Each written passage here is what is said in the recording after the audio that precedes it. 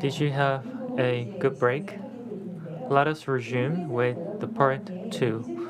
In the first session, we looked into various examples of digital transformation, and this second session is going to talk about key challenges for emerging technologies.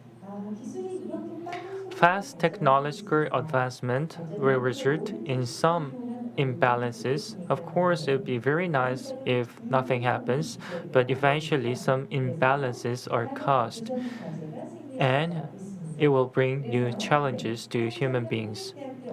So, first, Professor Han Jang-hyuk of Graduate School of Hongik University will make a presentation about advantages and risks of AI technologies in the cultural industry. Please welcome Professor Han with a big round of applause.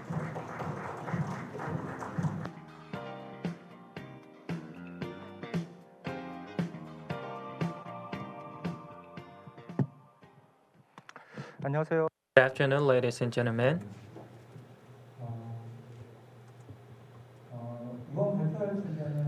The title of my presentation is The Influence of AI Technology on the Culture Industry.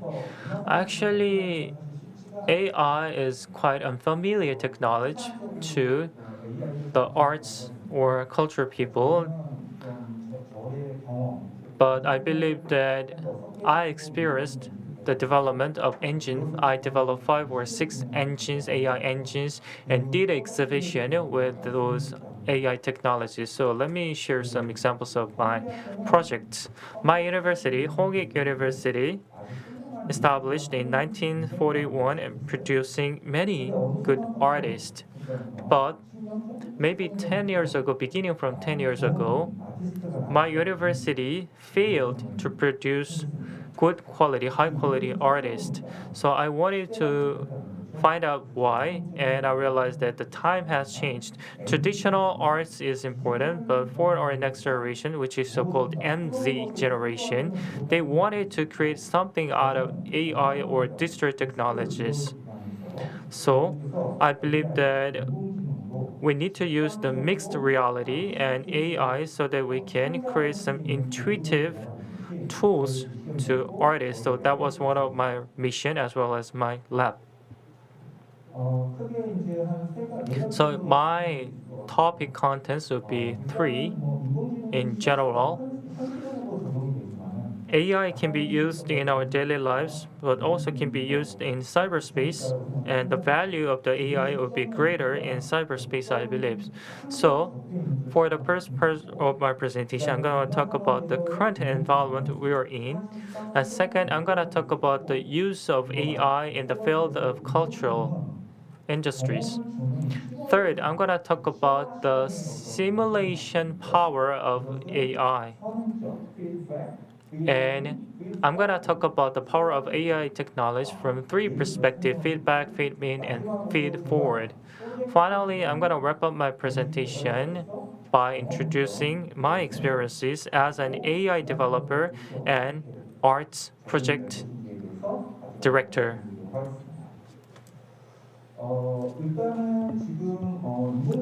To begin with, the AI technology is something very different, because in the past, culture industry is something that happens in physical space, but because of COVID-19, we are moving into non-face-to-face world, and actually AI and virtual reality was able to be developed faster than we expected thanks to the outbreak of COVID-19.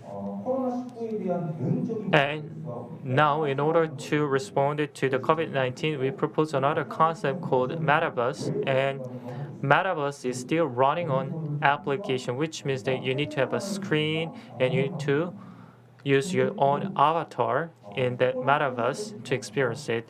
But in the future, we'll see the hyper-connected, hyper-immersive world where you can actually experience everything in person in cyberspace.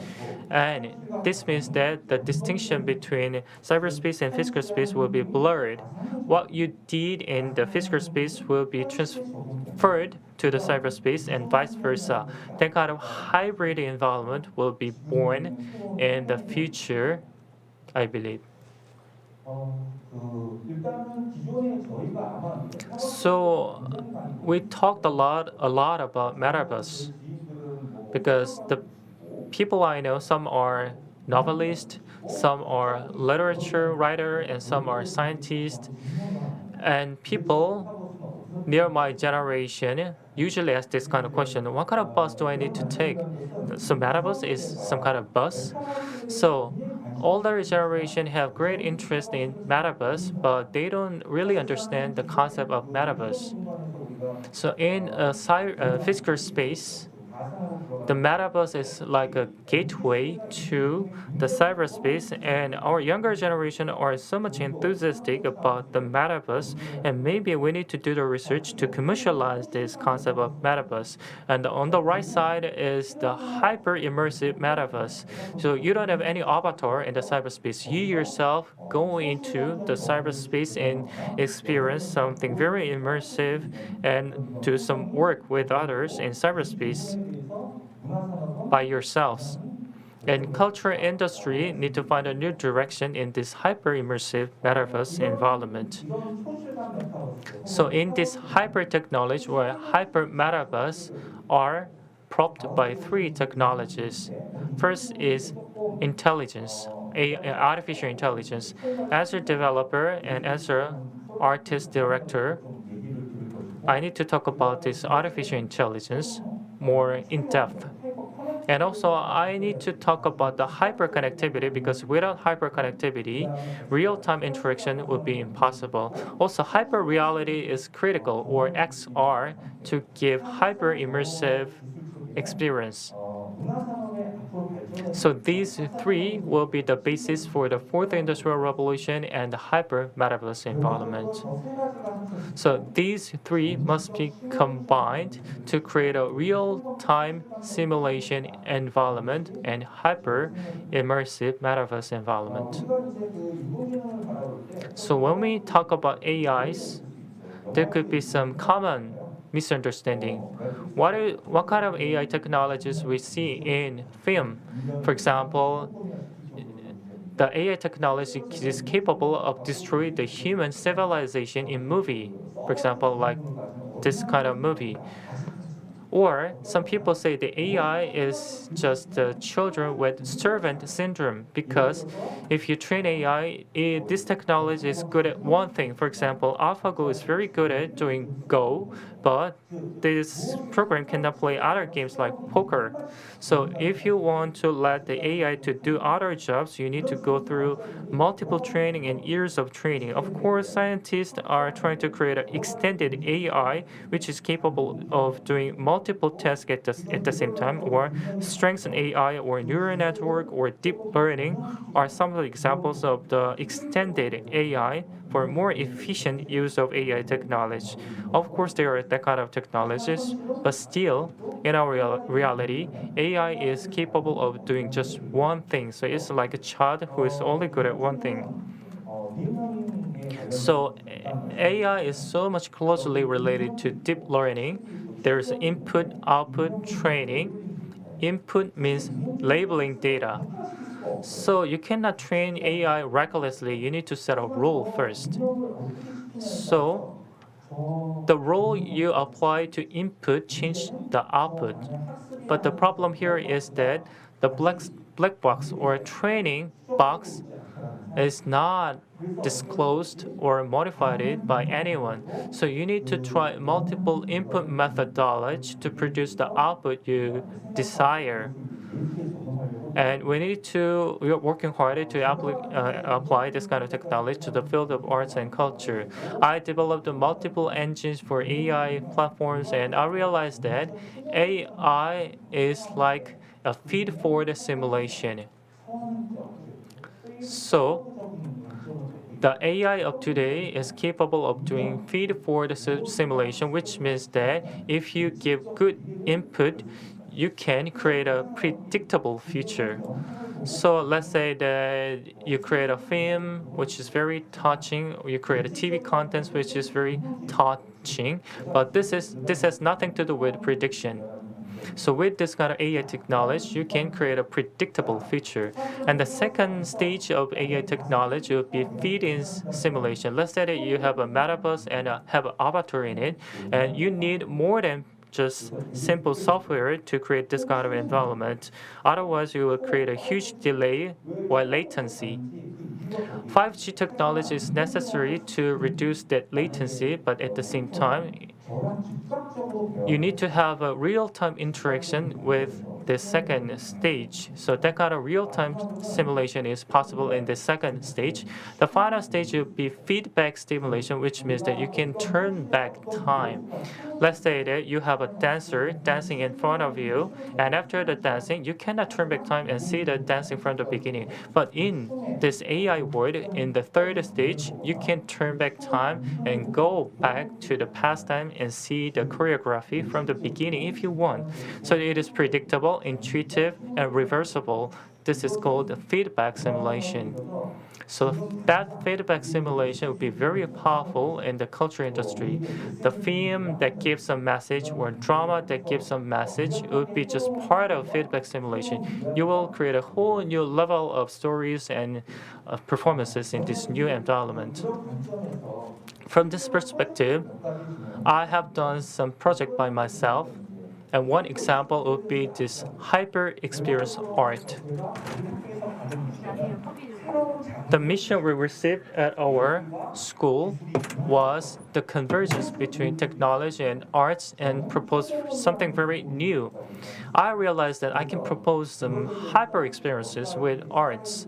So I tested and attempted with several projects to peep into what kind of experiences will be given with hyper experiences and arts.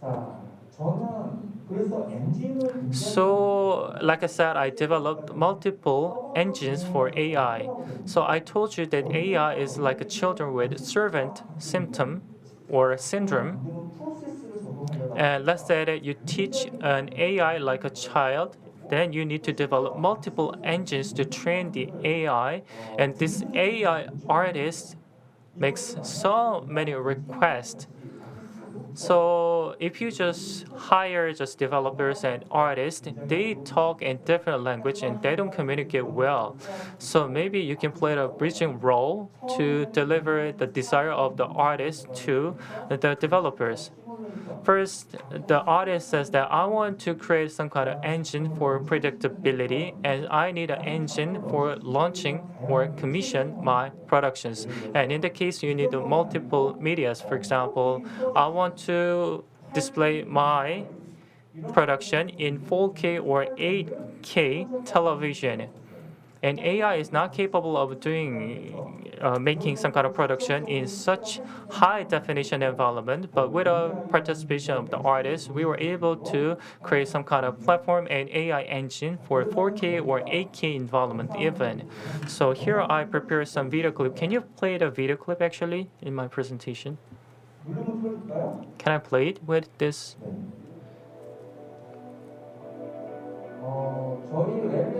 So in my lab, we created many media-based productions, video style transition, object detection-based higher resolution transition. These are the projects we have done so far with many years of preparation. So based on such project, I identified two technology capable of drawing pictures with AI technology. Actually, engineers are very poor at drawing a painting because all we need know is just a canvas, small canvas, and artists have another intention of doing that, but this is an example of AI hyper experience for painting.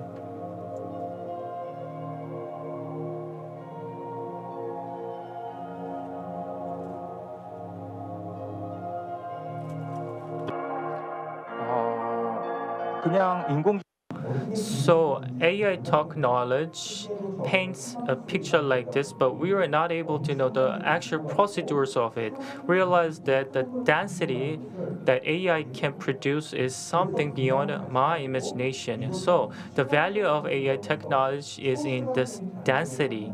And in order to move into the hyper experience world, we need to further understand the capability of the AI technologies. So we created this sculpture together with AI technology.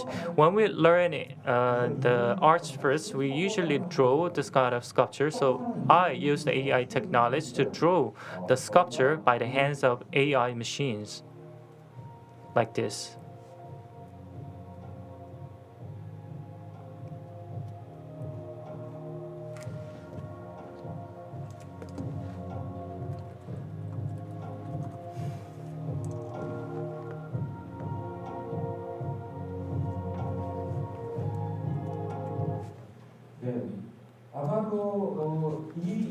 So these AI softwares reads the intention of the artist and do some collaboration with the actual artist. But the example I'm going to show has some error. So without knowing the intention of the artist, the AI sometimes draw a picture by itself without any interaction with the artist like this. This is an example of the soul production of AI.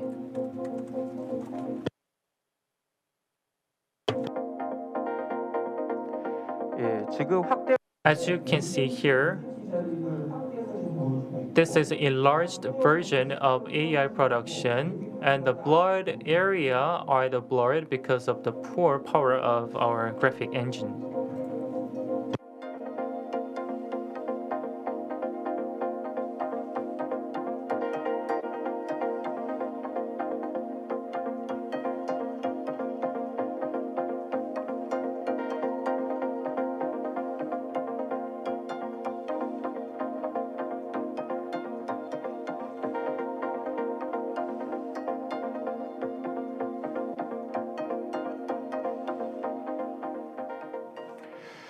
네. So this is one project we did before, and in the mixed reality environment, we tried both technology at the same time. So I'm an expert in mixed reality, like I said. So in the virtual world, which is distant from physical space, we create a tool where AI can work with actual human artists. And I'm gonna revisit this topic later, part of my presentation. But this digital content and digital arts need to be protected to some degree or realized because of NFT, for example.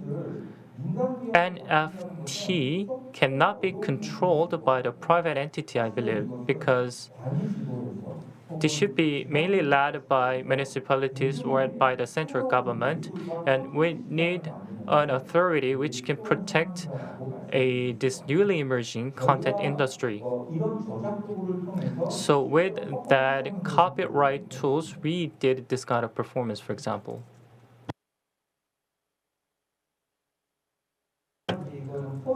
For example, this is a poster we created with AI. It took one, AI is describing a day from morning until the night. So this is the same picture, but as time goes by, the picture changes with different style as time goes by.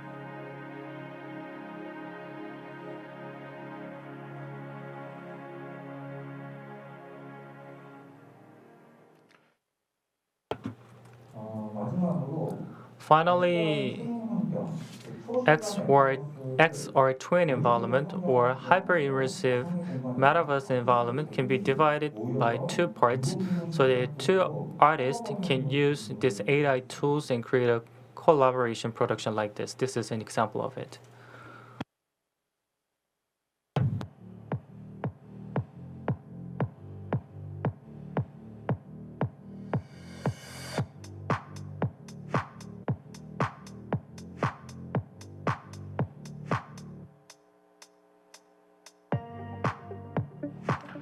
네, 최근에는 So recently in cyberspace, spatial audio effect can be created, which is very critical, and that kind of cyber audio visual effect can be created like this in a physical space and in the cyberspace at the same time.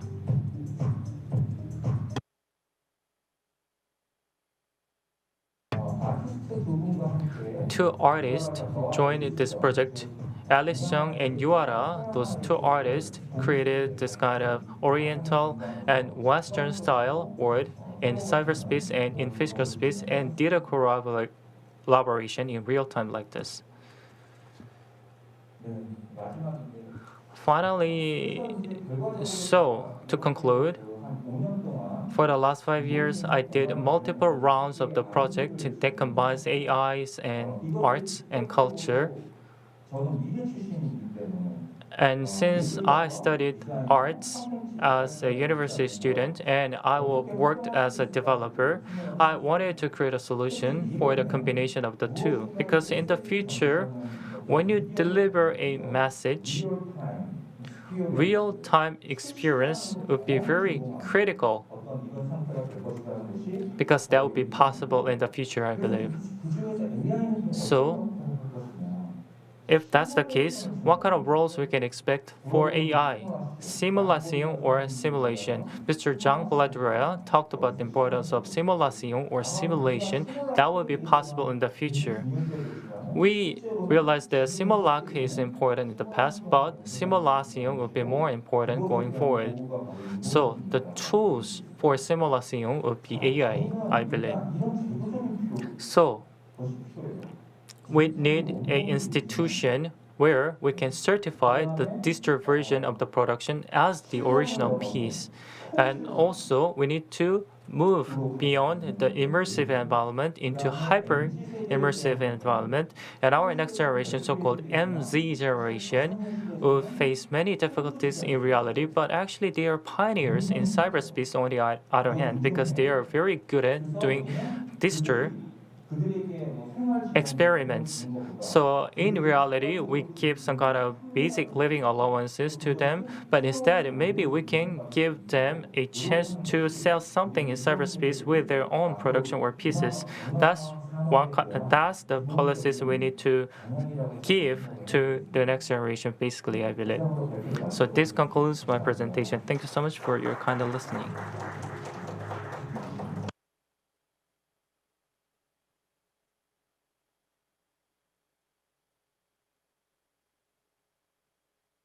Thank you, Professor Han. So he was from Communication School of Hongik University and made a first presentation. I realized that AI can be used for the culture industry in this creative way. And the second presentation will be given by this gentleman.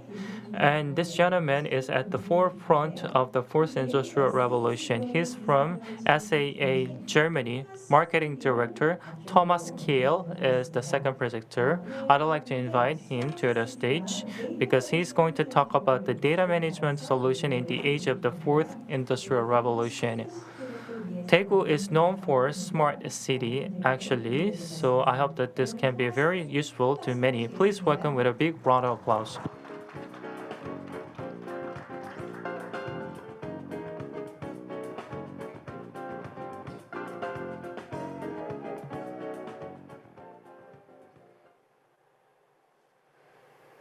So thanks for inviting me. It will be difficult after Professor Won with a big perspective on the technology development and after Professor Han with a very good examples of AI to add another perspective. But I think this is really the value of this UNESCO City of Music and Creative Cities network, that we should add different and multiple perspectives on this topic, because the topic of AI does deserve a lot of discussion, and not only discussion from the technical experts, but from all others, since the impact on our society is already really big. So, thank you for inviting me. It's a pleasure to be in Daegu for the first time. I want to shortly introduce myself and the city where I come from. You might have seen this before, but Heidelberg is a beautiful small city in Germany with a ruin of a castle on the top and a very well-shaped old town. It's only 150,000 residents, so quite small compared to your wonderful city here. But we have a huge university, one of the oldest one in Germany. We do a lot of science. Heidelberg themselves tries to transform itself. We want to attract startups, and we build clusters around digitization, around healthcare, around gaming industry, and around AI. And at the end of the day, Heidelberg is a UNESCO City of Literature. So greetings and best regards from Dr. Andrea Edel. I checked in with her just before traveling here. So why should we talk? We should talk more about AI, but why from me? Why is it an impulse from myself? So I have to explain a little bit what I'm talking about. You know already that Heidelberg is the city of literature. The headquarters of SAS in Germany is in Heidelberg, and I have a PhD in German literature, which might be an excuse that I'm here as well. I'm a member of the board of management of this company called SAS, 10 years at SAS, 20 years in the IT, despite of having this PhD in German philosophy. So I have a kind of a mixed background, which makes me sometimes easier. It's easier for me to explain things, and that's why I stand on stages and give speeches. Yeah. But who is SAS? SAS is a world-leading software vendor in advanced analytics and AI, the biggest privately held software company of the world. And it's not the Swedish airline, as I learned from the colleague from Sweden. The Swedish airline SAS is in fact a customer of us as well. Just to give you a perspective on what we are doing in spite of selling software to huge corporations like banking, insurance and stuff, we did a lot of data for good projects with the United Nations already, with Comtrade, with others.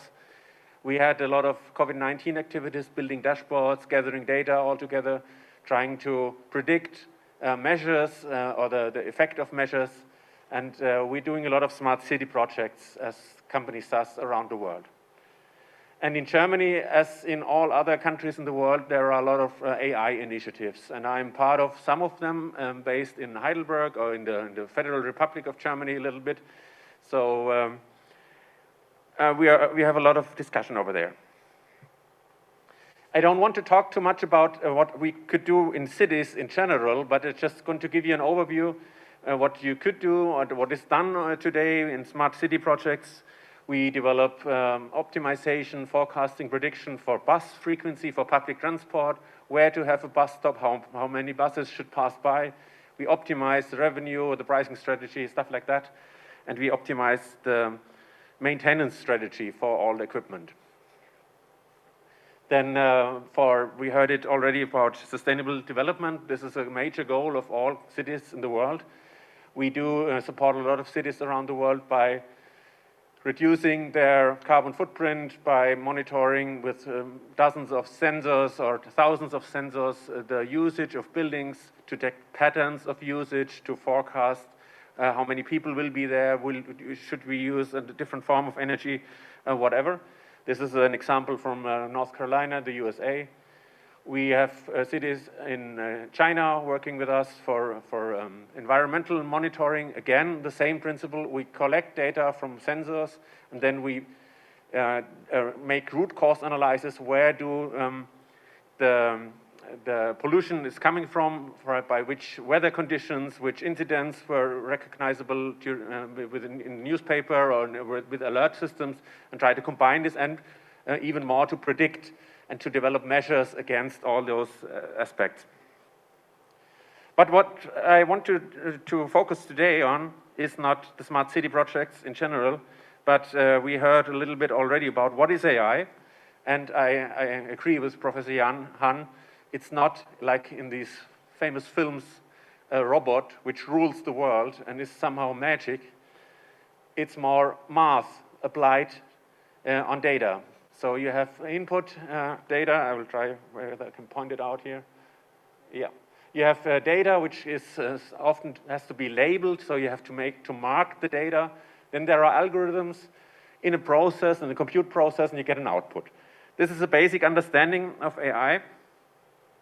And this is important for my examples, because we experience nowadays AI everywhere. When you started your day, we all were checked with a system, with a computer vision system, checking our temperature, the fever control. This is an AI system.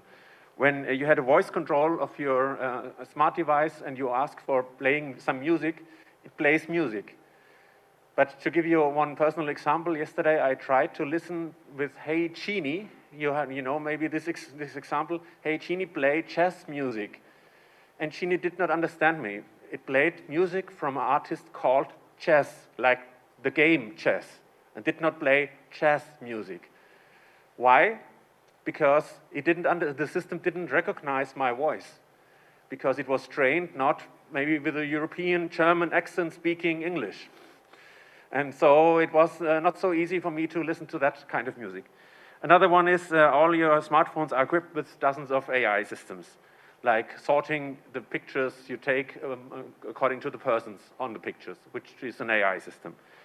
But this might be a funny application, but there are more serious applications there. I don't want to go into details, but there are details around who gets a loan when you apply at your bank. This is decided by automated decision systems based on AI today. Who gets healthcare? Who gets a harsher sentence based on the past judgments? Who gets hired? There are algorithms in place all over the place. And this is not a kind of a lazy game, that's serious. So we have to take care about it. And I want to give you an example where you easily will recognize how an algorithm can be wrong. For that, I will introduce these two gentlemen to you. You might know them. On the left, it's Mitch McConnell. It's the former majority leader of the Republicans in the US Senate from 2017 to 2021. Became famous under the Trump government. And the other one you might know even without explaining. And now, when you ask an algorithm what is relevant, I give you an example on Twitter. When you take a picture from a protester with a slogan in his hand, with a poster in his hand, there is something written on it. And the algorithm will select this part of the picture because it's the most relevant one. And you get only this part of the picture. But what happens if you take these two guys in pictures like that? It's two pictures with a white space in the middle and another one again with a white space. So it's for the algorithm, it has to decide whether it will not show the white in the middle because it's not relevant. But what will it show? It showed that. It showed 2 times Mitch McConnell. Okay, they said, okay, let's go back. It's maybe because he wore a red tie and the other one wore a blue tie. So they changed the pictures and gave Obama a red tie and Mitch McConnell a blue tie. And this happened. Again, Mitch McConnell was selected as the most relevant content of these 2 pictures. And then they inverted the skin color. They simply inverted the skin color of both of them. And then it turns out then Obama was recognized as a relevant part of this picture. And what you see here is racism based into an algorithm. Twitter excused, okay, they tested it, but they did not test it good enough because they were only white guys. testing that. They did not think about it. And you find examples like that all over the place. Let me give you another one. We all entered in this virtual world in conference systems. And again, these systems were trained by mostly white programmers in the Silicon Valley. And it turns out that in Zoom, in a previous version, which is fixed now, you saw here in this black man on the left has a virtual background in the first picture, but the algorithm did not recognize his face as a relevant part, but thought it was background, and it filtered it out. This did not happen to the white man. And you see the picture without the background and below, and you see, okay, might be a probability and not a tough decision, but anyway, it's not as easy as it looks like. That algorithm is always objective and always delivers a kind of a better reality. Another example, not every language has a grammar recognition for the gender. So for instance, in Turkish, o bir doktor can mean he is a doctor and can mean she is a doctor. But Google translated always as he is a doctor, never as she is a doctor. And Google translated he is a soldier, she is a teacher, he is a doctor, she is a nurse. Again, in Turkey, that's no difference. That's no difference by writing it down. And what they did change that and said, okay, it can be, they gave two options afterwards. After recognizing this bias in the data, they gave two options, she's a doctor, he's a doctor. But therefore, we have to be careful about algorithms to say, okay, they have a better view on the world, they can calculate faster, and they're more objective. But if you are a female medicine in Turkey and wants to translate your document, it will translate not as she is a doctor, so because of the algorithm. How does it come? And we learned it today already, but I want to just give you the background on that. It's the most technical part of this presentation. You have training data, and this training data comes with a bias because in the history, it was more often the case that there were more male doctors. And that's why the output is, the result is biased. And when we use these results again, you will get again your bias in your algorithms. We have to overcome this, definitely. How should we overcome this? I give you an example from the technical world. This is, I could give you the picture. When you train, like Professor Han mentioned, the GAN, you give them labeled data. So say on the top left, you see dolphins, and you see a giraffe just below. And what you do when you train an algorithm, you say 100 times you give a picture of a dolphin, say this is a dolphin, this is a dolphin, this is a dolphin. And 100 times you give a giraffe, this is a giraffe, this is a giraffe, and again. And then you give a picture which is not labeled, and then the algorithm decides. And now what we did and others did is we pointed out at which point in the picture they would recognize that this is a dolphin. And in the first example, okay, the dolphin, maybe the contrast between the sea and the skin of the dolphin is very unusual for giraffes. So, okay, you might recognize the dolphin by that. And again here, when you see the algorithm marks the neck of the giraffe, you don't find necks like that at dolphins. So it's easy to recognize. But in the picture below, you see, okay, this is a dolphin, that's correct. But what was the decisive factor to recognize? It was the ball. You don't see giraffes with a ball. But again, this is a funny example, but when you look at real-world applications, I give you an example of radiology. When you have a liver with defects, you're looking for cancer. And then let the algorithm decide automatically what is a lesion, what not, and how to detect this, and how to give the medicine the correct hint whether this should be investigated or not. And what we did is, okay, we give with a very high probability the green borders, with a lower probability the orange one. which is only marked as a potential lesion. So it's only a hint. It's not artificial intelligence, it's augmented intelligence. And to make it understandable for the doctor, we even transcribe the findings in natural text. This is an automatic generated text which gives an explanation so that every normal, not data scientist, can understand what he sees here in this picture, what he could see in this picture. With that, you define a kind of a transparency into this black box so that you understand why an algorithm would decide like that. So that's the technical part, and there is another part where we talk about regulation, about, for instance, differentiating giraffes from dolphins might be an application which needs no regulation. But in healthcare, you might go for regulation. And then the good news is there are very many AI regulations in the cooking everywhere. There are AI strategies formulated. The UN is taking the lead there, or the European Union and others. But what you recognize there as well, you see a bias in regulation. There is no regulation in Africa. So, now we talked a lot about algorithms in general, but now we want to apply this, what we learned, on creative industry. You might have heard that there was a test drive from a professor he was in Rutgers University in New Jersey, leading the Art and Artificial Intelligence Laboratory there. He wanted to finish the unfinished 10th Symphony of Beethoven. And what did he?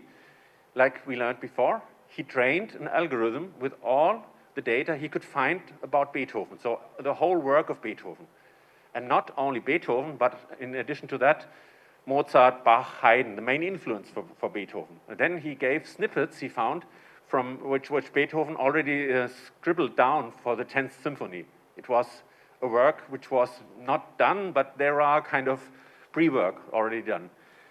And then I think it was 2 weeks ago, this symphony was broadcasted publicly for the first time ever. And then I'm not a musician, but I learned from all the critics and newspapers. It sounds like Beethoven. There are ideas of Beethoven, was it? And you could imagine, okay, is Beethoven using that for his last symphony again, which he used before? You don't know. But it was in the training data, and it was there, and so it was kind of a Beethoven style. And okay, there were always an interaction with human beings, with music scientists, who tried to kind of find a way how to shape at the end of the day a symphony. I don't believe that. It's a kind of a simple Beethoven-like flavor, but it's not creativity. Next example, final example. Did you know that YouTube is the second largest search engine of the world after Google itself? What I didn't know was that 3/4 of the video traffic of YouTube is not after entering a search keyword, but it's just the proposed next best video to watch. So my daughter, for instance, she starts with one video, and there's ever again a suggestion for the next video. So she sticks there for hours. And all this video consumption is based on algorithms. And what do those algorithms propose? Based on the data of consumers, like they recognize sitting in front of the tablet. And they propose not the diverse thing or the diversity stuff, not the most fact-based things. They propose what the user wants to see, or what they think the user wants to see. And this guy, I gave this example here, there's a whole industry trying to optimize this mechanism and to learn how this algorithm actually works, and then produce content for this algorithm that it really will be shown. And imagine, is this creativity? Is this the arts and culture we want to have? That only mainstream similar stuff will be broadcasted and watched and shown? Maybe not. So we have to be aware about the mechanisms. That's what I wanted to say with that. So I come to my final conclusions. The first one is, okay, fight cognitive bias by diversity. You will never have a football team like that with 11 goalkeepers. You need diversity on your playing field. You need men and women. You need Asian, European, Americans. You can't develop things in one market, which is consumed everywhere. You have to collaborate. And the second thing is human oversight. Don't rely too much on the decisions. There was an example, there was a kind of a competition between well-known, well-recognized cancer researchers and machines trained to detect cancer. And the people who trained these machines, they thought and they were in favor of their algorithm. They are better than medicines. But it turns out it's only true under very specific circumstances, under very specific situation with the patient's data, with the scientist who looks at the data and stuff like that. So my plaidoyer, my ask is, okay, don't forget human oversight. The human has to be always in the center of the decisions. So with that, finally, to close with an invitation. One of the themes of this great forum here is how to deal with post-pandemic, how to define strategies for sustainable development. SDGs were mentioned there.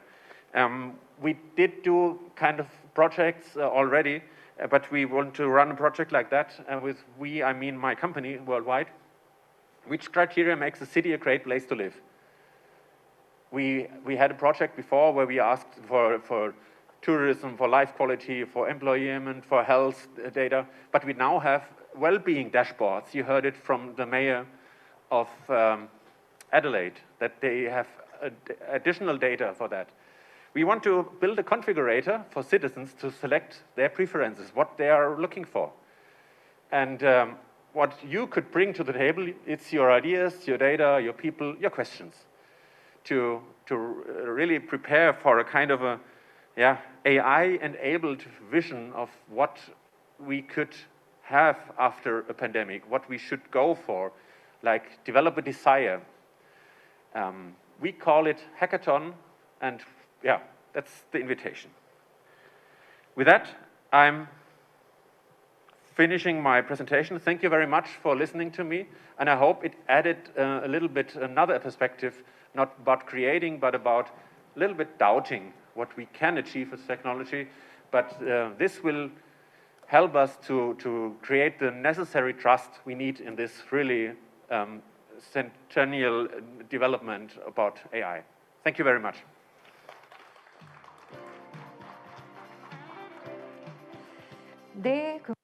Thank you, Mr. Thomas Gale, for your presentation, who is from SAS in Germany.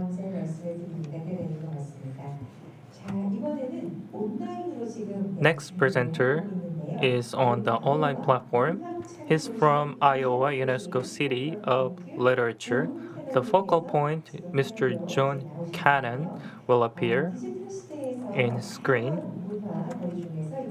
Among many arts and culture, he's going to talk about the literature part, what kind of challenges we are seeing and what kind of issues we'll see in the future. And please watch the video together for his presentation. Greetings. My name is John Kenyon, and I'm the Executive Director of the Iowa City UNESCO City of Literature organization, as well as the coordinator for the UNESCO Cities of Literature. I've been asked to speak to you today on the topic of smart libraries, specifically the ways libraries in UNESCO Cities of Literature have responded to the challenges presented by the COVID-19 pandemic. They have done so with a mixture of responses that not only met those evolving needs, but which taught lessons that will shape the way these institutions deliver services going forward, even as we move back into public spaces and resume past behaviors.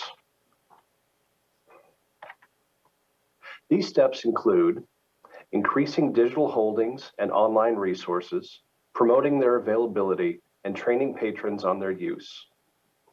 creating more virtual programming, and using virtual tools to create connections with and among community members. And before I go into detail about each of these three steps, I did want to point out that not all library responses to the challenges of the pandemic were in the digital realm. Libraries also found ways to meet those needs that involved more traditional media. In Reykjavik, the way library patrons accessed books was altered. Prior to the pandemic, people could get online to order books from home and then pick other books up in the library at the front desk. During COVID, this process was changed so that patrons could pick up books in the library lobby. A similar change was made here in Iowa City. Patrons could pick up books curbside and later in the lobby with social distancing restrictions in place. Reykjavik also added ways patrons could request books through the website, by the phone, or through social media. People got in touch as they pleased and the library arranged their orders. In Odessa, Ukraine, a book-to-home system was successful, as well as a program that delivered books to boarding schools and nursing homes. In nice weather, some libraries in Odessa had summer patios for visitors, and a book crossing, which is a used book exchange program, was set up in parks and on the beach. But we're here today to learn about ways our libraries have used technology to respond to the challenges of the pandemic. The first step libraries took was increasing digital holdings and online resources, promoting their availability, and training patrons in their use. Several libraries enabled staff to work virtually to keep them safe and made changes to increase access to digital content and resources to do the same for patrons. In Quebec City in Canada, libraries developed a collection of digital audiobooks for patrons. In Reykjavik, loans from the e-library doubled, and book promotions also were doubled to keep readers informed about what was available. One challenge there is that Icelandic publishers are reluctant to grant the e-library access to their books. So while usage has been strong, the library would like to find a way to increase holdings to give even more opportunity to patrons. Exeter in the UK has seen success here as well. Using various providers, BorrowBox, Libby, RB Digital, and Overdrive, patrons are given free access to ebooks and to e-audiobooks. In the last fiscal year, more than 270,000 digital checkouts were made, all accessible through a new Devon Libraries app released last year. Prague in the Czech Republic reported even higher numbers. While ebooks have been available for free checkout over the past decade, with 20% year-over-year growth in use, the pandemic saw exponential increases. During the first national lockdown in March, downloads increased 432%, while they increased 259% during a second lockdown. In response to the national lockdown, the city of Prague allocated the equivalent of approximately 400,000 euros to help the book market, specifically Prague publishers. Some of the funds were used to purchase hundreds of licenses to make ebooks available, including the acquisition of a platform to lend selected titles to registered users. In Edinburgh, Scotland, libraries also saw a large increase in ebook and e-audio use. One area that saw an award-winning increase was in online newspaper use. Edinburgh libraries won the Press Reader Most Read Newspapers Award in 2020, which reflected the adoption of online reading by their patrons. This accolade was achieved thanks to a staggering 2 million plus downloads across more than 2,000 titles. Budgets permitting, libraries there would like to expand digital offerings to a wider range of services, including streaming media. Cities did not just expand their digital offerings, they also offered training for users designed to ease the use of these services. In Quebec City, technological assistance was offered by phone, by Microsoft Teams or Zooms, and by email. Online courses to train people in information technology tools such as Windows, iPad, Office, and more, also are offered. Essential digital skills support moved online at the start of the pandemic in Edinburgh, and despite the imminent resumption of in-person support sessions, they will continue to offer virtual support, as this will be the preferred method for some learners. Going forward, a blend of in-person and virtual service will be offered. Nottingham in the UK is working to offer a digital safety net, providing access and skills for people who lack them, and working to avoid digital exclusion due to data poverty.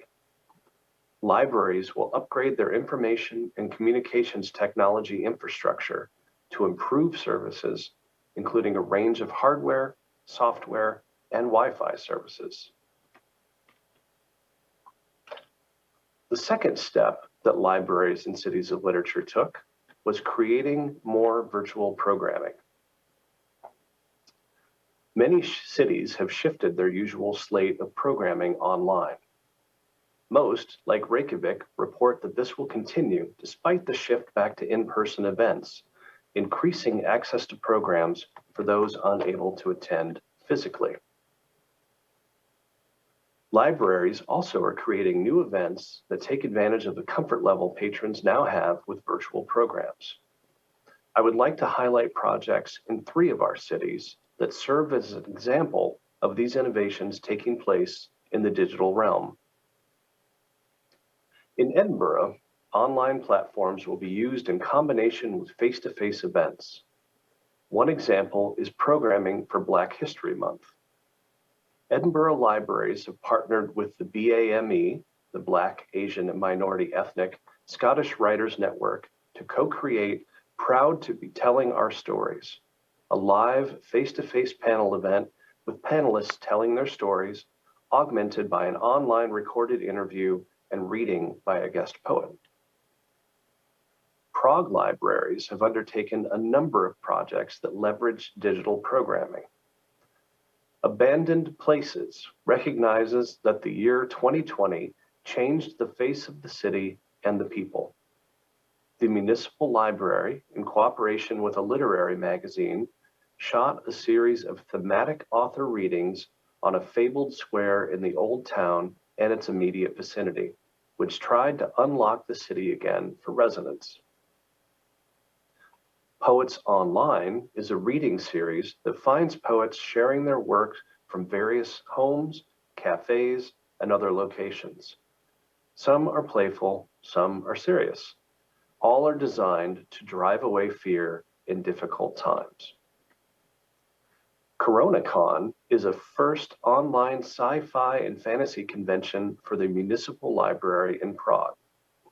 Despite quarantine measures, the con was designed to remind one of the atmosphere of a typical event, as the fiction writers participating enter users' living rooms from their own living rooms. Libraries in Exeter also were innovative. Devon Libraries worked with a small creative team, including a roboticist, a computer game writer, and a designer, to create a new escape room experience for libraries, built around the story of the Exeter Witches. The aim was to fuse playable technologies with a reading experience to encourage reading in teenage groups. For this, 10 mechanical interactive books were created, filled with technological systems made for each book. Another project brought together tech firms and a writer to create Unlocking the Cage, a new augmented reality literary experience based around the writer's essays from her time as a writer in residence at the Exeter Library. New public access virtual reality spaces are being designed as well and will launch in spring 2020. The third step that libraries in the cities of literature took was using virtual tools to create connections with and among community members. Providing content in the form of digital media or virtual programming helped libraries to meet the needs of patrons during the pandemic. Other projects sought to provide ways for patrons and other groups to access technology for their own use. Some are simple. Nottingham has introduced a video conferencing setup in its larger facilities for use in creating events and courses. Quebec City has created a support service for patrons that want to print their vaccine passports in the library. And in Exeter, public access computers are used by some members of the public to access Zoom for funerals, allowing connections that would otherwise be difficult, if not impossible, during the pandemic and lockdowns. Other projects are more involved.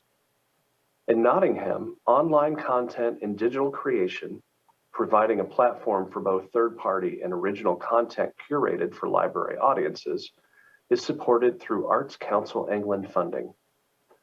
Libraries also have received funding to create innovation centers that will offer entry-level digital skills and provide access for the creative and cultural sector to create and produce original digital content. An impressive project in Norwich in the UK seeks to raise awareness of violence against women and girls.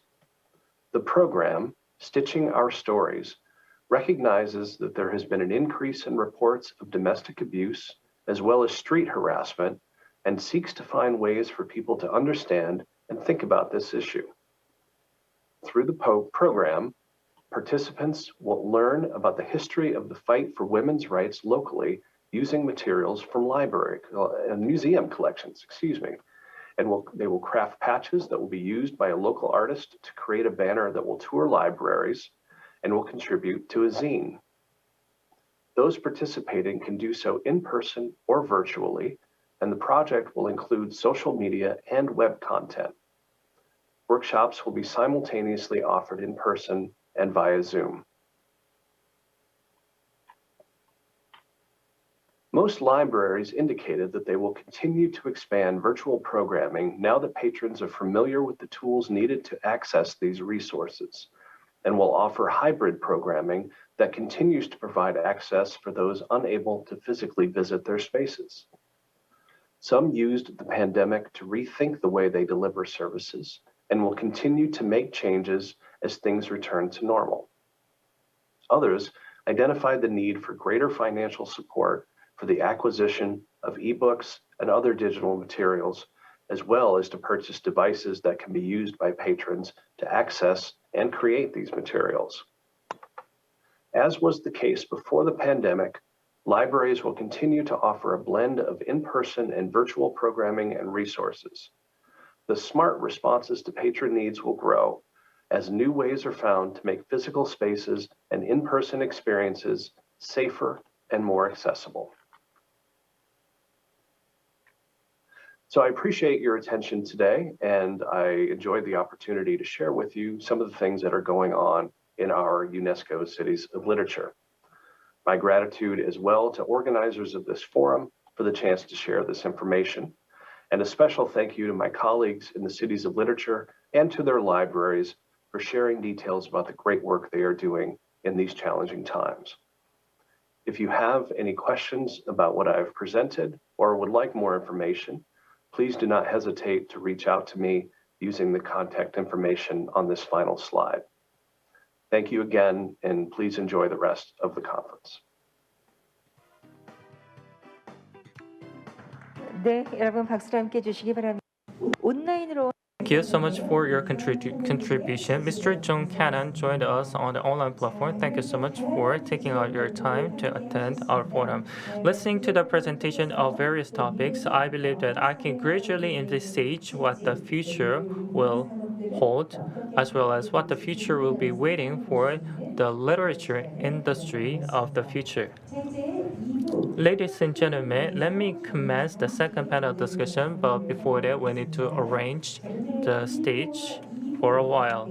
So we had two sessions for this forum, and now in the second session, we will have another round of panel discussion, and after the panel discussion, we will have a general Q&A session with the participation of the audiences. So after that, we will have a dinner together And after the dinner, like I said, guided by the docent, we will enjoy the Daegu Photo Biennale. And from 7 o'clock, we will enjoy the outdoor media art performance. And after the outdoor performance, finally, we will enjoy the Korean traditional classic music at Palgong Hall venue. Please stay with us until the very end. For this second round of the panel discussion, we have a moderator, Mr. Lee Jang-woo from Gyeongbuk University. Moderator Lee Jang-woo was the chairman of the Daegu International Music Festival, who worked hard to let the world know the value of Jeju music. We have 2 panelist members on Zoom and 3 panelist members at this site. Professor Han, who made the presentation, will join the discussion, and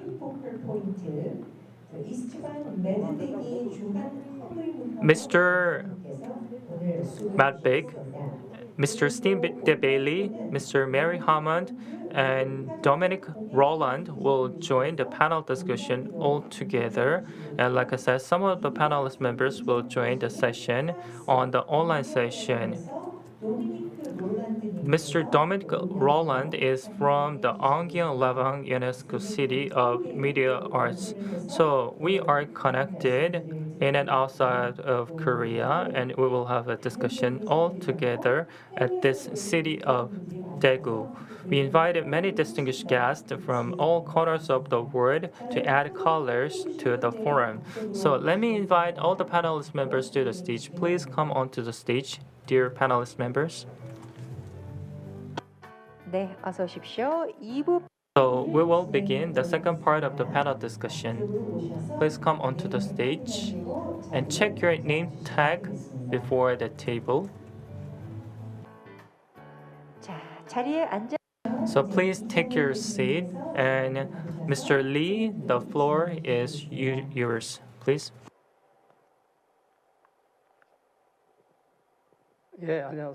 Hello everyone. I was just introduced by the MC. My name is Lee Jang-won.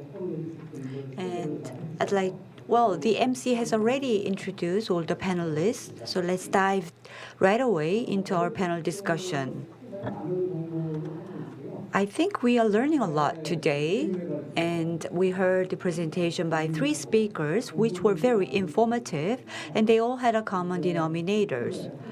Professor Han from Hongik University talked about the VR, especially the enlargement or expansions of new market, and AI can play a certain role as a tool or instrument, and within that, there are roles to be played by younger generation, especially human-centered business is critically important. Did I make a good summary? I hope I did. And it was quite important and valuable comment. And similarly, I also use SaaS program. I'm a user, and marketing director Thomas Gale talked about the technical issues of the AI, and especially in line with that, you talk eventually that human should be at the center of a decision-making process, which was quite important. And in a way, there was some optimistic view, and also there are best way to reduce risk. So for that, we need to make sure the human become the center of AI. Thank you for the great presentation. I learned a lot from 3 speakers. Well, overall, we have 3 panelists sitting right here on stage, and also 2 joined by online.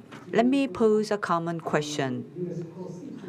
Now, representing the UNESCO cities, especially Creative Cities Network, we are gathered here to develop our cities, especially applying the emerging technology. How can we develop the UNESCO cities?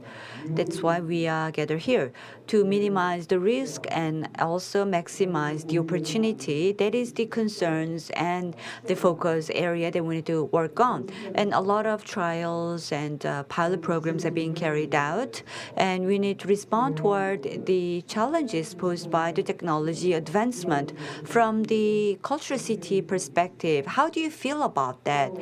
What's your impression about that? And what's the best?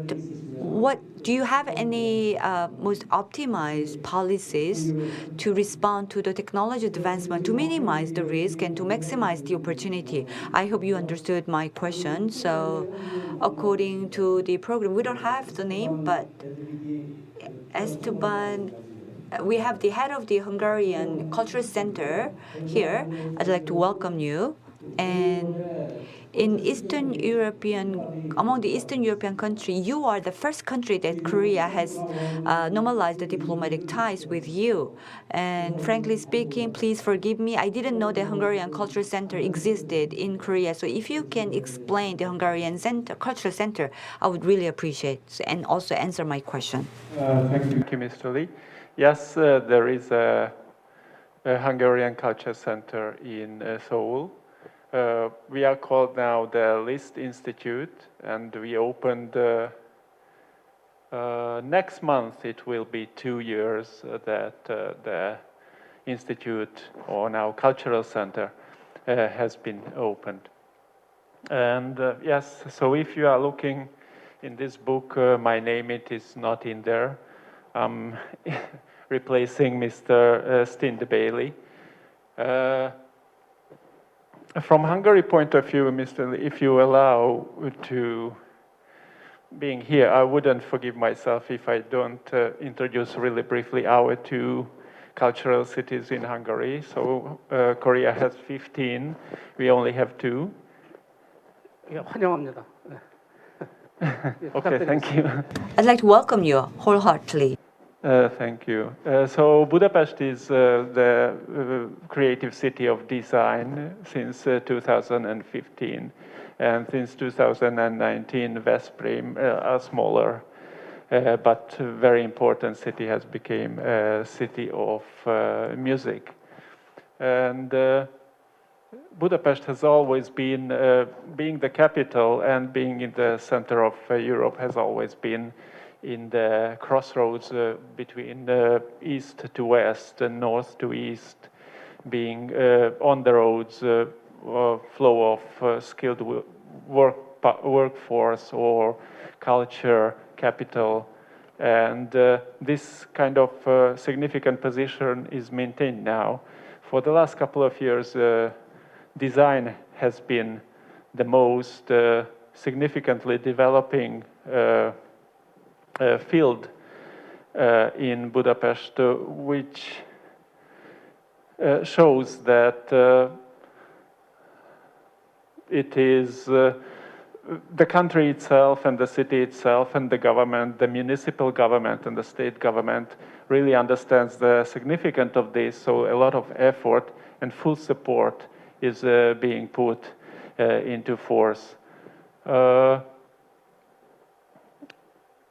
I would like to add that even though recently the development has been in Budapest, design-wise, has been really significant, this is not a new thing. We have a few UNESCO sites in the city, as you might know, and one of them, the subway line number 1, it is being a UNESCO site, but it is the second oldest subway line in the world. It was opened to public in 1896, only 6 years after the number 1, which is in London. So this also shows the fact that the city has been creative.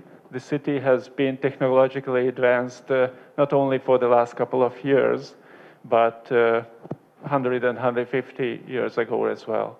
And the second city, and that really wouldn't want to rob any of the time from our other participants, is Veszprém, which is a small town, only about 60,000 inhabitants.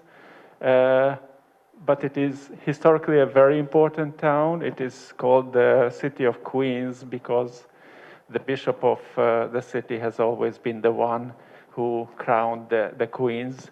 And the city is also on the crossroads now, being a UNESCO city of music. And from 2023, it will be the cultural capital of the European Union. So a lot of effort, again, from the municipal government as well as from the state government is put into force. So technological centers, startup incubation initiatives are happening. Thank you. 예, 그 지하철. Thank you. So the train station was the second oldest train station, and that is something I didn't know. Thank you so much for information sharing. So maybe AI and robotics and big data. Do you have recent examples of these kind of new technologies and how they help you develop the city, the Budapest? So can you share an example of the use of the technology shortly, maybe?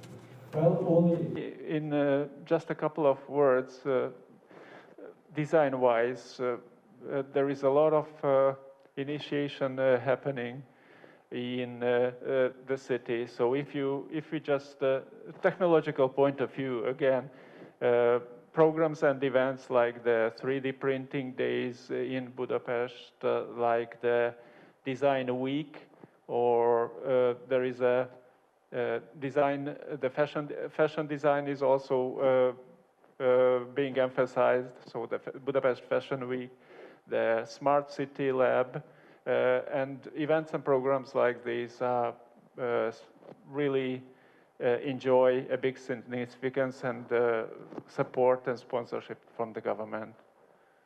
예, 감사합니다. Thank you.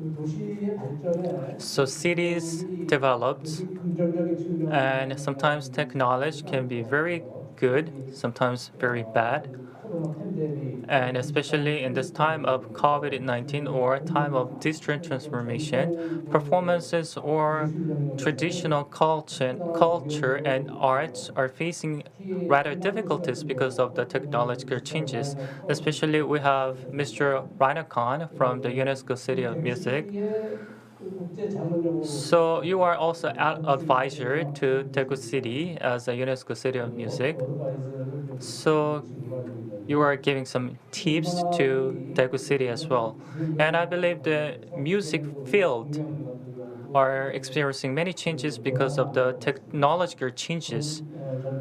So from that perspective, how do you think about this kind of technological changes and its influence on the city of music? And can you give us some tips to Daegu City maybe? Professor Lee, thank you very much. Yes, this is a wide range of thoughts we could have.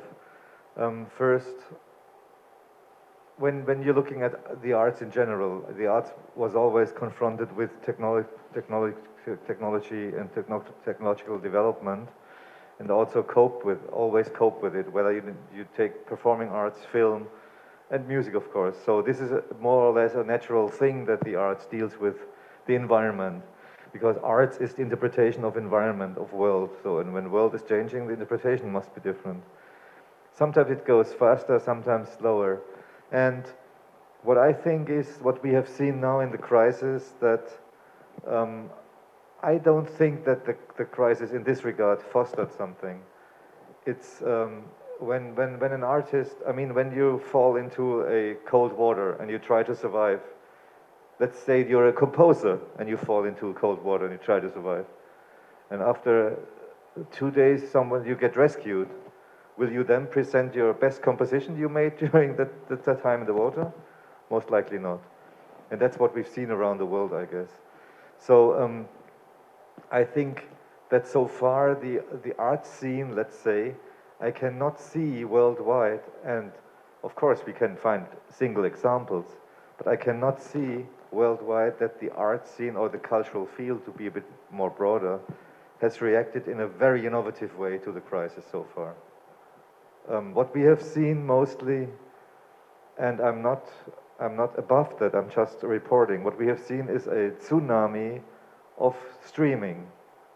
From an economic point of view, artists have shown in the crisis, what we do have no value. It's for free, just take it. And I think this is a bit difficulty to come back now. And whilst we enjoyed so many concerts and music and other things for free, why should we suddenly now pay for it again? I'm being very black and white and simplifying now.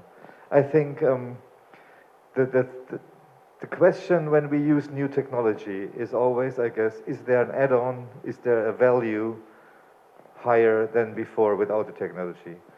Take 3D films at cinema. I have a private group of friends. We go once a month and see a 3D film for many years now. And I can report that 95% of the films I've seen have no added value because they're 3D. Absolutely not. In 2D, they would have been exactly the same or even better. And so technology doesn't automatically mean it's better. So, and I like very much how Professor Wan changed the McLuhan quote, the famous one. And I would like to add a third one. What is the content of the medium? So we should also talk about the content. And this is mostly forgotten, I guess. Giving the example of the Beethoven Symphony, I must tell you, and also a very, very important claim Professor Wan said, the question is, what do I want? Still, I can decide. And although I'm listening to music all day, I'm still very old-fashioned, and I buy records. 10 to 20 records a week I buy because I'm interested. I don't like downloading. I don't like it, so I don't do it. But I never listened to this 10th symphony, which was composed by an AI program. Why? I have no interest. So it's a nice game, but I don't want to hear it, so I don't listen to it. So I think if we can restart thinking about the content aside of the technological possibilities we're having. 예, 아주 중요한 말씀을 하셨습니다. Thank you very much. As technology advancement rapidly evolve, the essence of contents, the existence or the value of that probably might expand and spread widely. And also you are the chair of the UNESCO City of Music, and you are giving advices to other cities. So next time, maybe we can talk about the cities. Okay, I will ask question later on. Now we are virtually joined by Mary Hammond. Mary Hammond. And the technology, what kind of impact or influence does it give to the cities? Would you like to make any comment about that?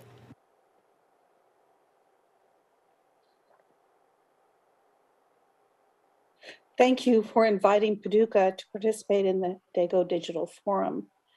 I serve as the focal for Paducah, Creative City of Crafts and Folk Art. I work at the Paducah Visitors Bureau. The Paducah Visitors Bureau is charged with promoting the Creative City's arts and cultural programs through tourism. The brand of the city is influenced by the creative industries which define it. How this brand is promoted to encourage economic impact has changed as people find new ways to search for information. Connecting potential visitors, businesses, and newcomers through new technology has become a challenge. New audiences are looking for authentic experiences that require creative and inspiring presentation. Research and creativity are the keys to success in attracting these visitors. It is continually changing, it's continually challenging. I'm looking forward to hearing more ideas from the other panelists, hearing how the other creative cities are using technology to move ahead. Thank you. 네, 들으시기 전 So actually, can you share an example of Paducah experience actually, especially in the field of crafts and folk arts? Is there any examples of the use of new technology and influence of it, maybe positive or negative effect of the new technology? Can you share some thought on that?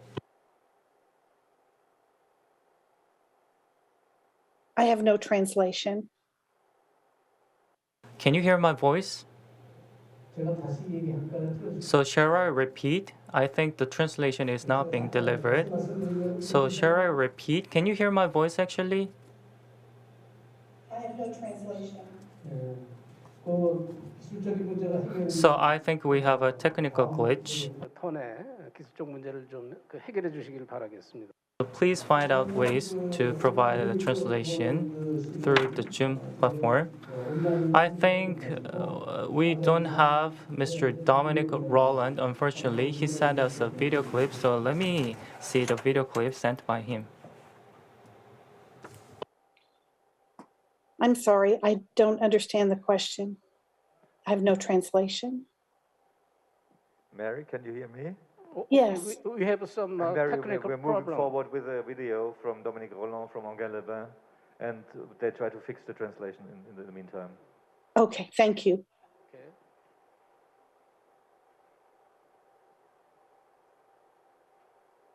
자, 그럼 다음은 그 도미니크 롤랜드. Like I said, we will see the pre-recorded video sent by Mr. Dominic Roland from Anguin-les-Bains, UNESCO City of Media Arts.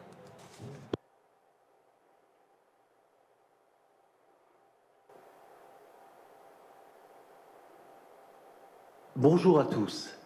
En tant que coordinateur du sous-réseau des villes art numérique, je remercie la ville de Daegu de m'avoir invité, en compagnie du secrétariat de l'UNESCO et des autres villes créatives, à participer à cette discussion sur les enjeux actuels des technologies numériques dans la création artistique.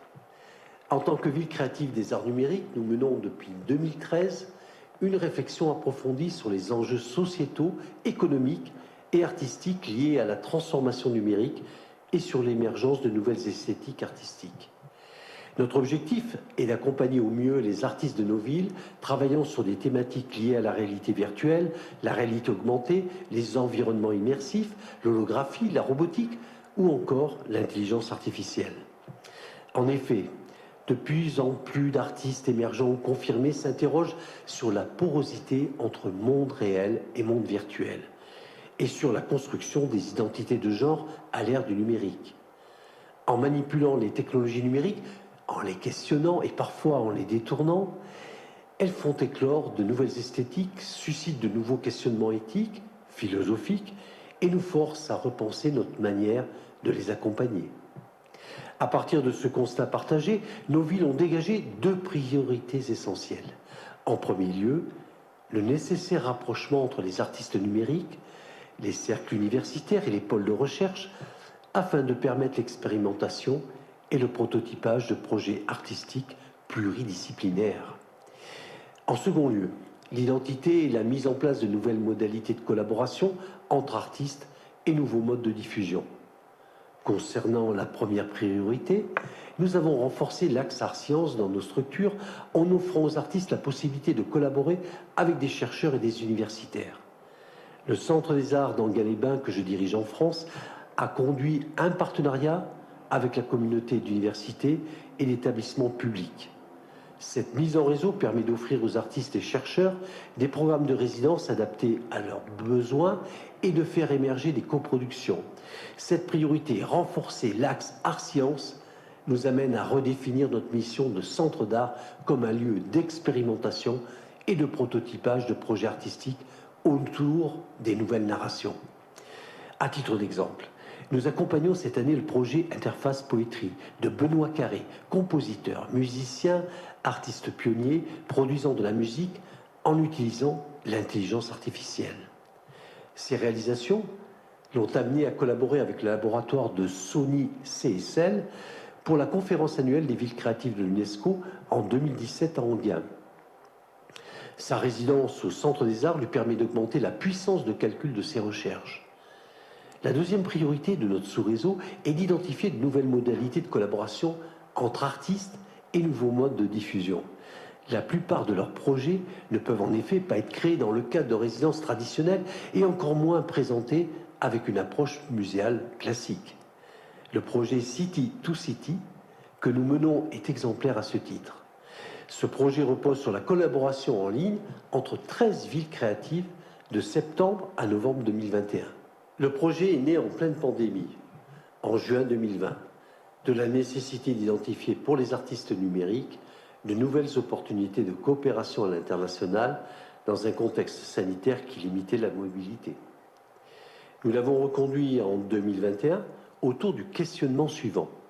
Comment mettre cette fois-ci en place un modèle pérenne qui puisse, une fois la pandémie terminée, combiner une présentation digitale et physique des œuvres numériques créées?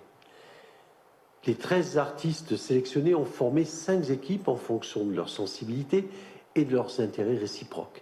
Ils travaillaient désormais en ligne pour 3 mois sur un projet lié à la thématique Play.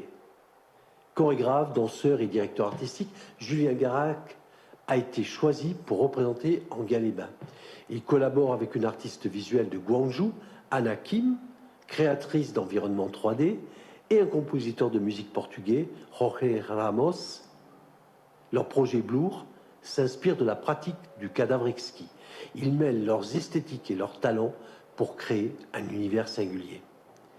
À l'issue de ce projet, les œuvres seront exposées en ligne et dans les festivals des villes créatives l'an prochain.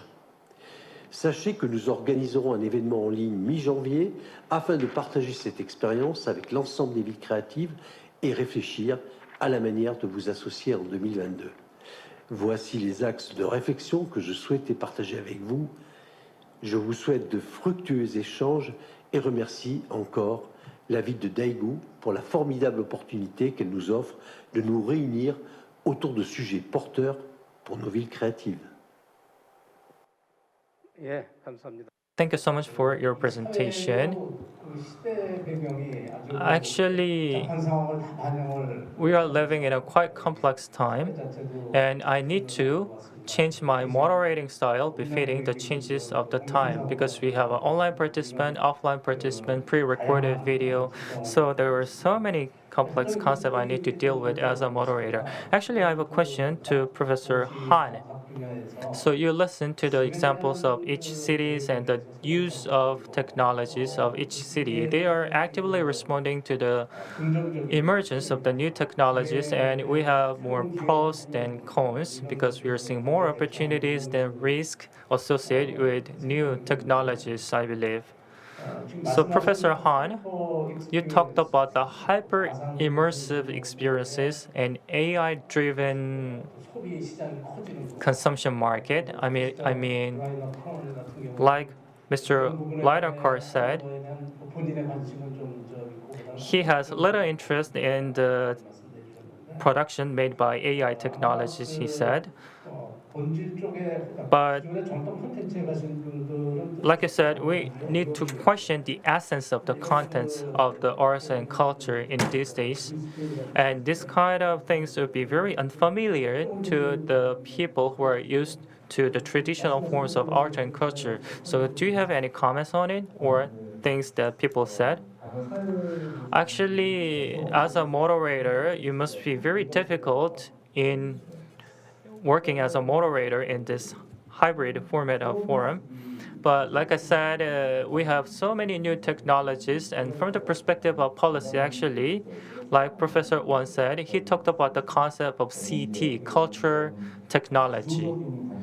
So this technology, culture technology, is a new term we are kind of demonstrating at this stage. So this is not a proven concept. Personally, I believe that maybe 40,000 years ago in Indonesia, we saw many paintings made in cave, abstract pictures, and those kind of pictures can be found today as well. If you see a new technology, it is not like you are getting something from this technology. Rather, technology gives a new environment where people can do new things. So the question here is that if the artists can enter in this new field of technology, they can make new genre out of this new environment. And what we'll do within this new technological environment is a different question. You cannot just reflect everything we do in a physical world into the cyberspace. That is just nothing more than mirroring. But our cyberspace is just more than mirroring. You can do much more than that. You can experience something very new that were not possible in cyberspace. For example, EV has no noise, but instead you can put artificial noise for EV cars with the digital technology to create some kind of new experience. But sometimes you are misunderstood that those noises are coming from actual EVs, but that is not the case. So if you hear that kind of artificial noise within the electric devices, that artificial experience becomes real experience within your mind. So likewise, I believe we need to create that kind of real-like virtual experience within the city. What I'm trying to say here is that we need to give this kind of tools to artists so that they can challenge themselves to create something new within this new environment made by new technologies. Especially the new generation is often called MZ generation, and these new generation need to be supported more by the government in a new manner. My one concern is that, like I said in my presentation or in other people's presentation, we have kind of bias, and I know why those kind of biases are coming. This all happens because of the labeled data. Like I said, AI's output is defined by the data of input labeled by human beings. Let's say that you let the AI learn something by itself. In the case, the AI become very stupid if the data input is stupid. And the same can be applied to the field of arts and culture. Let's say that I'm not trying to create an AI artist. I'm trying to create an AI algorithm which can be a great assistant to the artist who can understand the true essence of the artist. This kind of AI supporter or assistant will be more than just intuitive AI software, because AI can create a simulated future and let the artist to peep into the possible futures.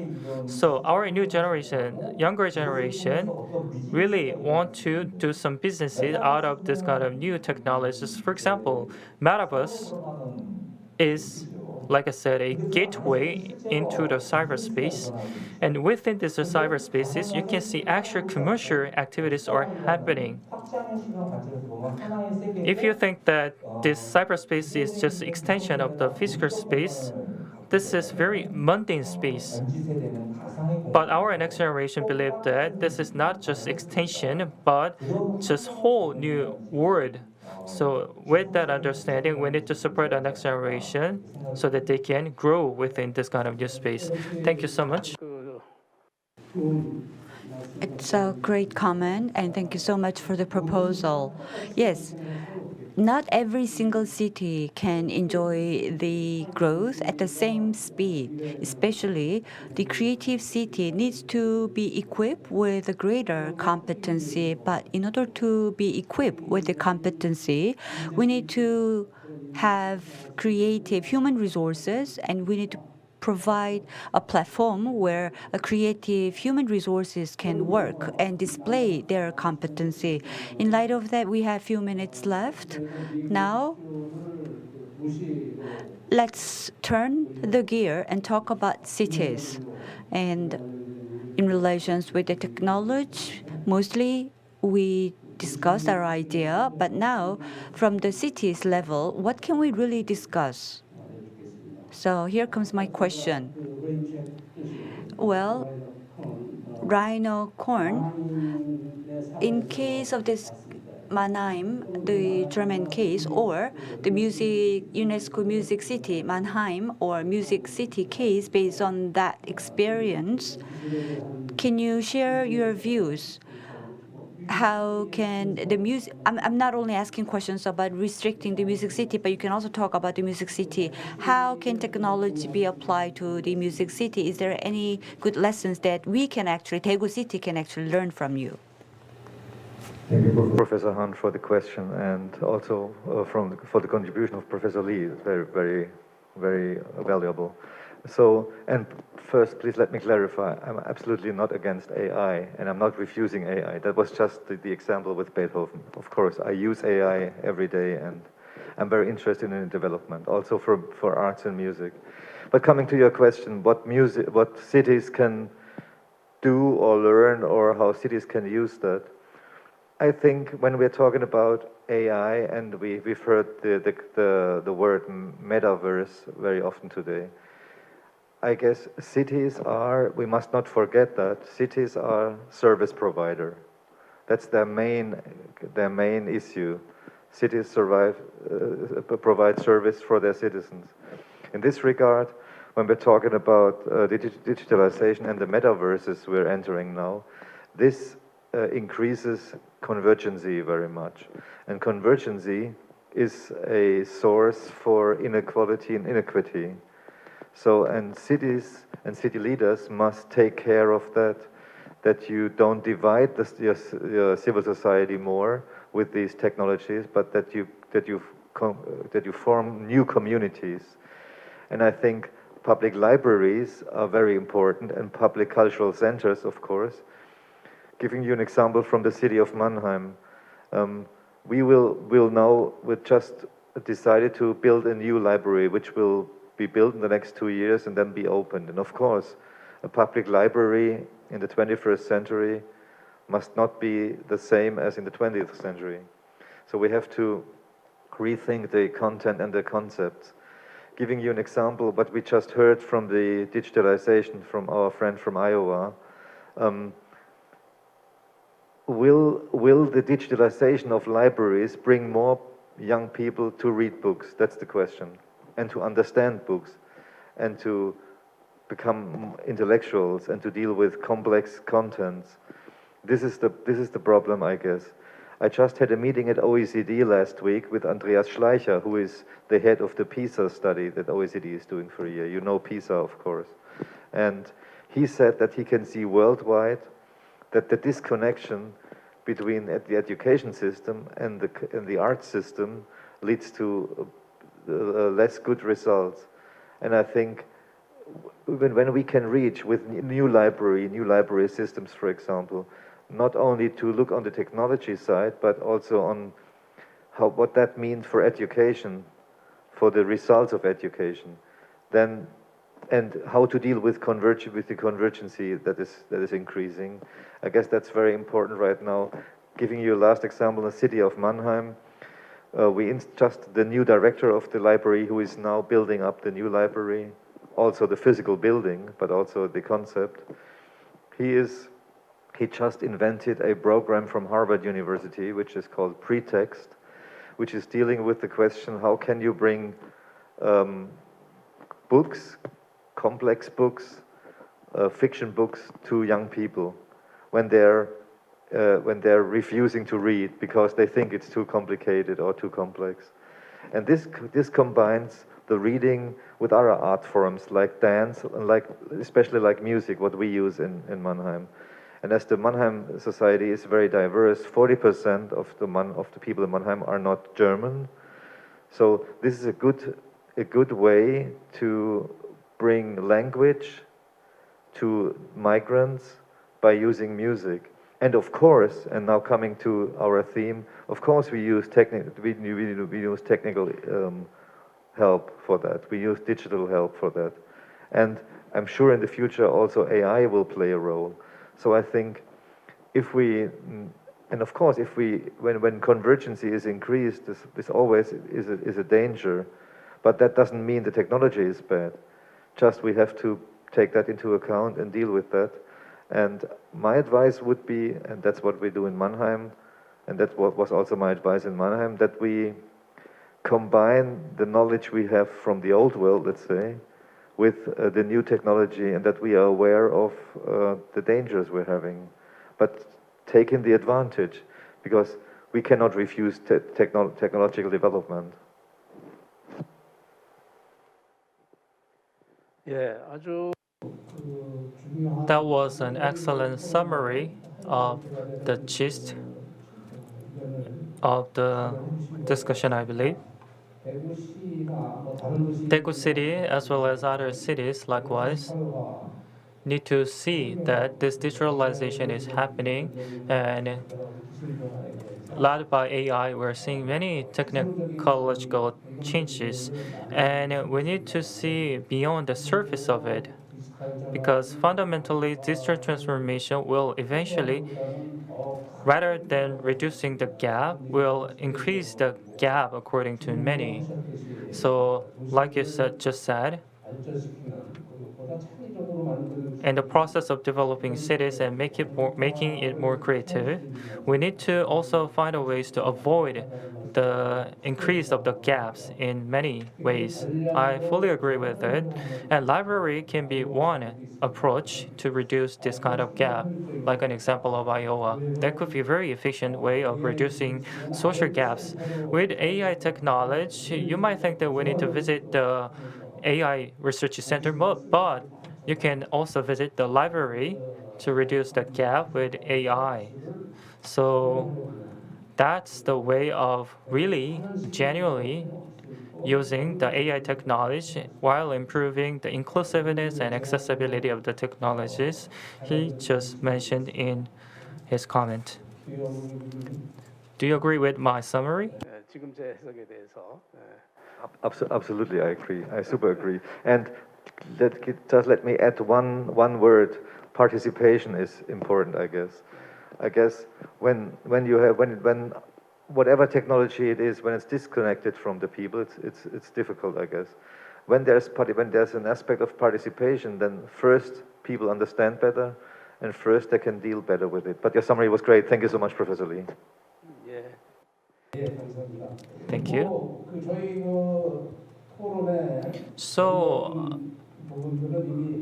I believe that the conclusion of the discussion have been all summarized already. So, for the remaining part of the discussion, I'm going to be a little bit relaxed. Actually, I need to give the floor to the leader of Paduch, Mary Hammond. So, do you have any things you want to say, share? Do you remember my question actually? Was it translated, or do I need to repeat? Please repeat. It was not translated.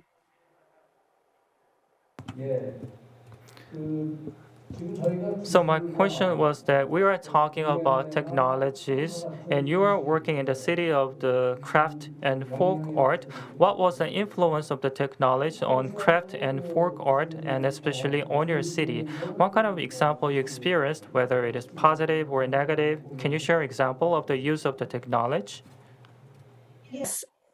Thank you for your patience with me with the translation. Paducah was able to maximize on existing assets to create digital self-guided tours, interactive wayfinding tools, such as tours and art experiences, tours that welcome visitors and locals to explore the city in safe and accessible ways. A series of digital inspiration guides took on new angles, including how to support local businesses, practice social distancing, as well as how to shop Paducah artists and retailers online. This became our lead as the promoter of the Paducah craft and folk art.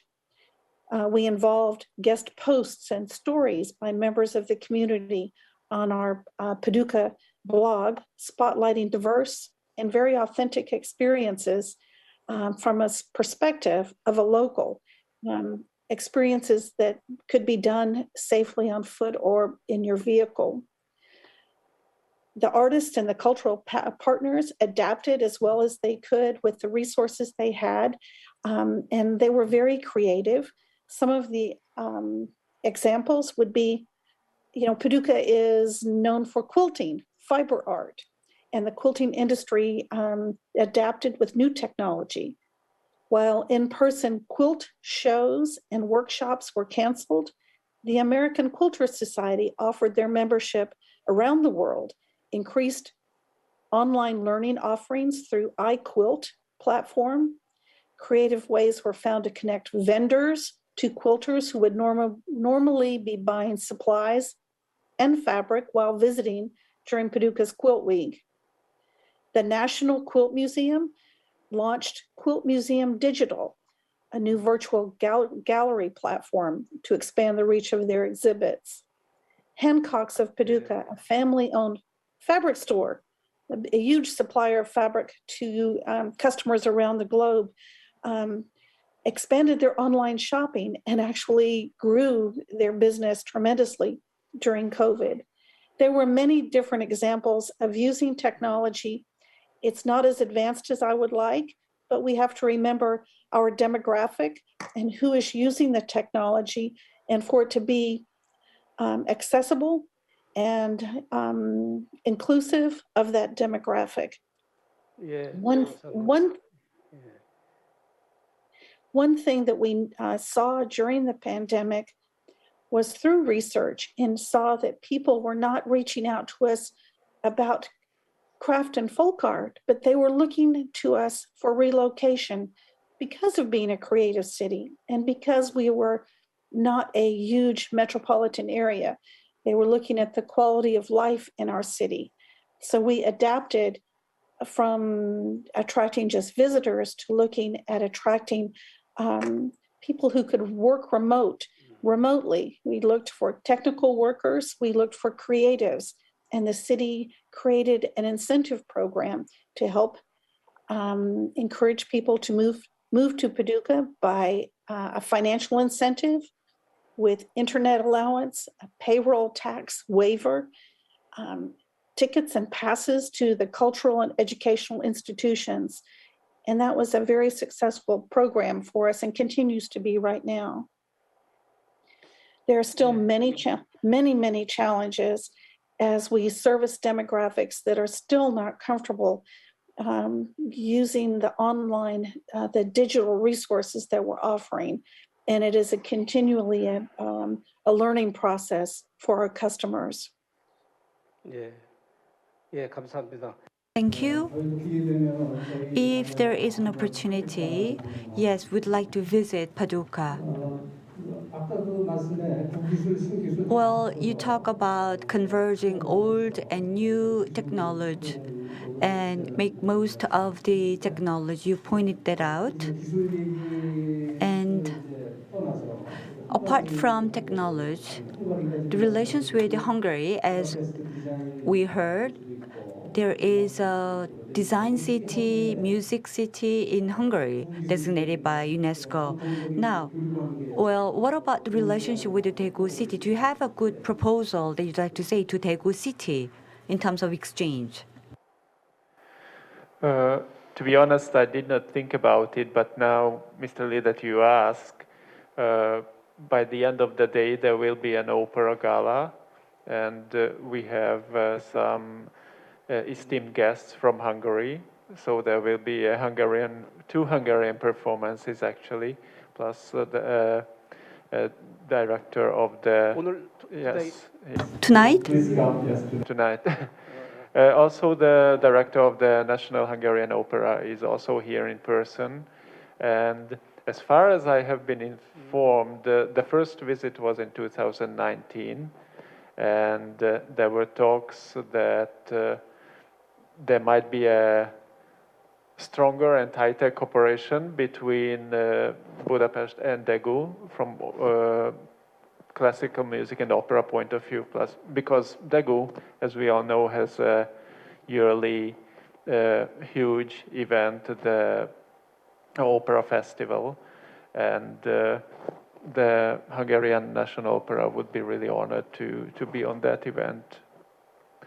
So this could be perhaps a field of cooperation, or at least something to start talking about.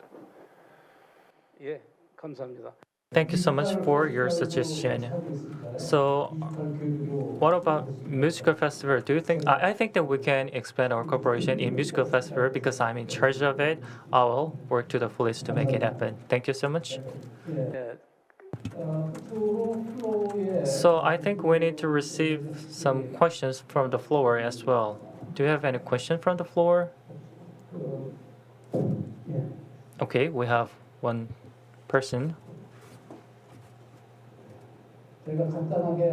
So we'll receive one or two questions from the floor and conclude the session.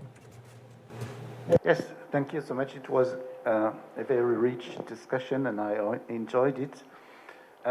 However, I would like to ask a question to all panelists. You have been focusing on two aspects, technology and cities. Very rarely, if not at all, the links with other levels of government, either regional or national, or the role of international institutions, not to mention the private sector, was discussed in ways to envision new technology. So my feeling from the audience is a little bit like a discussion. There were only technology and cities, and the rest does not really exist, and it's a bit confusing. Rainer Kern mentioned participation. Obviously, this is interesting, but I would like to hear from the panelists your vision about this multi-level cooperation to ensure the uptake of new technologies.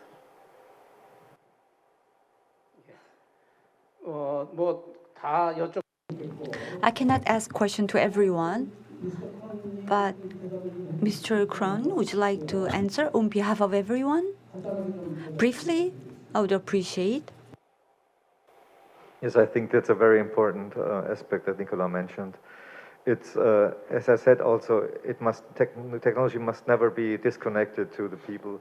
Otherwise, we will have, the bias will be too big.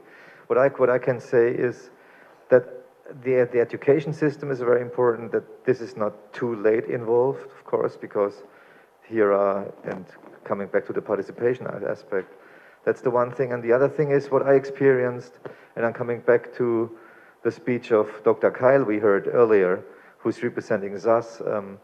I've seen many cities who are cooperating with SAS and have this as super experts. When you have super experts in your team, like SAS, and they provide the city with technical solutions that makes the life of the citizens better and more comfortable, then of course the bias between the technology and the civil society, which is also a bias, can be reduced. And I think as the access to the technology is so easy, it's not very often used in an ideal way. And when you have experts in your team like SAS, then you can make sure that you make the best out of it. And I was just visiting Istanbul this summer, and I could see what SAS with their things is doing there. And this then is a connection to the citizens. And again, I think it should be connected to the education system also. 네, 감사합니다. Thank you. We don't have much time, but since we're talking about SAS, Mr. Thomas Gale, I'd like to give the floor to you for a while. Do you have any comment? Maybe the role of the SAS and anything you want to say? Yeah, thanks. That's very polite. Interesting discussion, and I can join the panelists that it's all connected. We're discussing here the Creative Cities network, but there are so many dimensions to that. We heard from Professor Wong the IT development and the other developments in the different aspects of an economy, and the holistic point of view on that. This is maybe what thinkers out of this group can bring to the table, because they don't think only technology, they don't think only government, they think about citizens. And we are happy to help and contribute what each niche discipline can contribute to that. Thanks. 예, 감사합니다. 예, 이것으로서 That concludes our panel discussion. Not only we talk about cultural industry, but also cultural cities are faced with a challenge. And instead of looking this challenge as a danger or crisis, we need to turn that into opportunity, use it as a momentum to take a quantum leap. That is our epoch-making challenge. Regarding this challenge, we've had in-depth discussion, and also many important points were mentioned. And also, I believe the alternative or solutions were proposed. Personally, I do have a lot of interest in this area, and also the future strategy and future direction. Always studying and researching is my main interest. I was able to learn a lot, and I'm so grateful to the host for organizing today's forum. Thank you, all speakers and panelists, and also those of you joined from abroad virtually. Thank you so much for joining us. And also the panelists sitting on stage, thank you. That concludes the panel discussion. Thank you. 네, 이정우 Thank you, Professor Lee, for moderating the final session, as well as panelist members for rich discussion. Thank you so much for staying with us until the very end for long. This concludes the 2021 UNESCO Creative Cities Network Daegu Digital Forum. And let me introduce what will happen after the forum. We will enjoy the dinner first, and at 6:30 after the dinner, our docent will guide you through the Daegu Photo Biennale. And from 7 o'clock, the media arts performance by Gwangju City entitled Beyond the Pandemic will be played outdoors. And then follow our staff members to the Korean classical music concert, which will be unveiled at Palgong Hall. I hope that you can stay with us until the very end. Ladies and gentlemen, this is all for this year's forum. Enjoy the rest of the day and enjoy your dinner. Thank you.